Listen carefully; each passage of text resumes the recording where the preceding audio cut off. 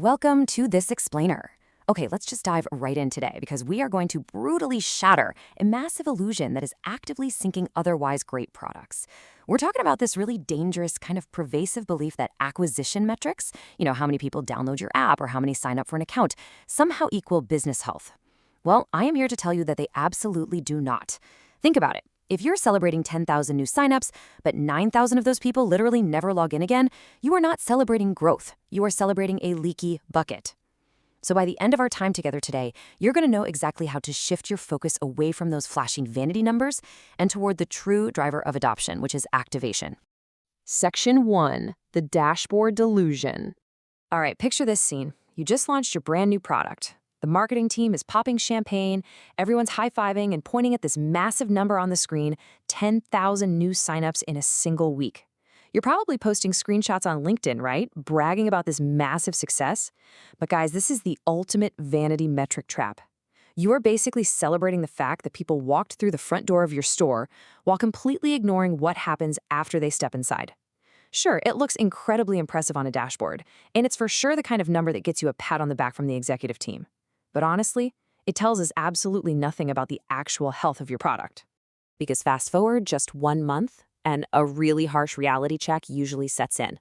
90% of those users have churned. Only 10% actually stuck around. And guess what? Your revenue hasn't moved an inch. Celebrating top-of-funnel metrics when your retention looks like this is literally pouring money into a leaky bucket. You paid good money to acquire those users, and they walked right out the back door without ever buying anything or, frankly, finding any real value. Renowned product leader Lenny Rachitsky hit the nail on the head here. He says, looking only at top-of-funnel vanity numbers distracts you from the brutal truth. If customers aren't experiencing value quickly, they will churn. We really need to take this to heart. You simply cannot offset rapid churn with brilliant marketing forever. If you try, you're eventually just going to run out of cash because at that point, you haven't built a sustainable business. You've just built a really, really expensive turnstile. If your onboarding is a confusing mess and people immediately delete your app, 1 million downloads isn't a growth strategy at all. It is a massive flashing warning sign. Section 2. The Leaky Bucket. Now, when your strategy is built around vanity metrics, things like raw downloads, page views, or total registered accounts, you create this mirage of growth. You spend millions driving acquisition, the numbers spike, leadership thinks everything is fantastic. But if you aren't tracking what happens after that sign up, you literally have no idea if your product is delivering on its core promise. Which brings us to a really stark reality check for 2026. Brace yourselves for this one. Traditional engagement is dead. I know, that sounds crazy, but everything we used to believe about engagement is completely losing its grip. Think about it. For years, the tech industry measured success by how much time a user spent inside a product. That was the gold standard of traditional engagement. But look at the AI-era reality we live in now. As AI takes over, delivering value automatically means that fewer interactions actually indicate greater success. If your user spends an hour clicking around your app trying to finish a task, but an AI agent could complete that exact same task in 3 seconds, tracking that traditional high engagement isn't engagement at all. You are just tracking high friction. Section 3. The real growth driver. So, what's the antidote to all these vanity metrics and outdated engagement models? It's user activation. This is the exact moment a new user experiences a product's core value for the very first time. It's that true magical aha moment. Activation is the absolutely critical bridge that transforms a mildly curious prospect into a highly retained, loyal customer. This right here is the customer lifecycle milestone you have to measure because it's the only thing that proves you're truly delivering value and scaling effectively, rather than just spinning your wheels. Let's look at a task management tool, for example. A vanity milestone for them is simply creating an account. Any user can do this in 10 seconds, but it means pretty much nothing.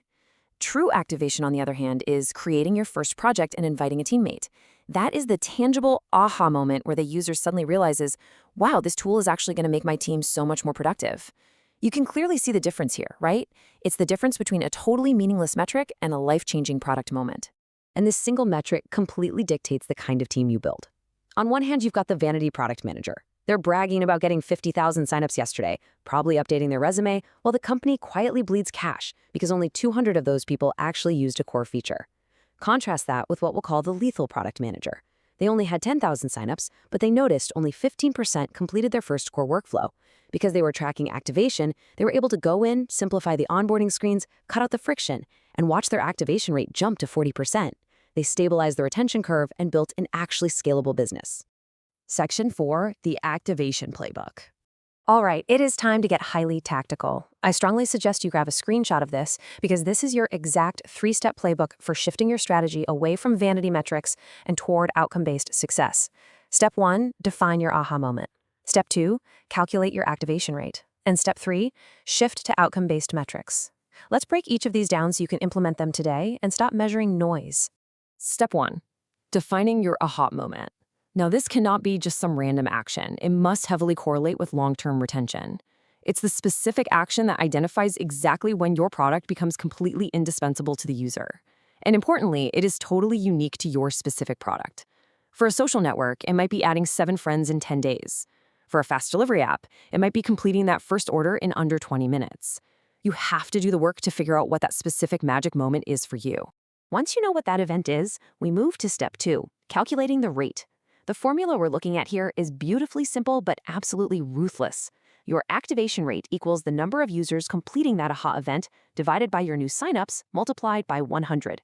If this rate is high, congratulations. Your users are seeing value instantly. But if this rate is low, it violently exposes confusing user experiences or just really weak onboarding. It tells you exactly where you need to go in and fix the friction. Finally, step 3, shift to outcomes. Please stop tracking session duration. Stop cheering just because someone spent 40 minutes confused wandering around inside your software. Instead, you need to track task completion, measure time saved, evaluate actual business impact. Getting your users to their desired outcome faster is literally the ultimate growth hack. It is all about efficiency and value, not just trapping them in your interface. Section 5, metrics in motion. I really want to challenge you right now. After this explainer, go open your own product dashboards. Are you tracking metrics designed to make marketing feel good? Or are you tracking the precise moments where your product actually changes your customer's life for the better? Because metrics are the story of your product in motion. Every single data point you track is writing a chapter of your business's story. If your product story is entirely focused on acquiring users who quickly leave because they never found value, well, that isn't a success story. That is a tragedy waiting to happen. You have got to stop chasing the vanity numbers that look great in a press release and focus entirely on delivering undeniable value as fast as humanly possible. Which leaves us with one final provocative question. What is the defining aha activation moment for your product? I want you to really, truly think about this. To find that moment, relentlessly eliminate every single ounce of friction getting the user there, and just watch your true adoption soar. Let me know your magic moment is down in the comments. I'd absolutely love to hear how you're applying this. Keep building, start activating, and I'll see you in the next explainer.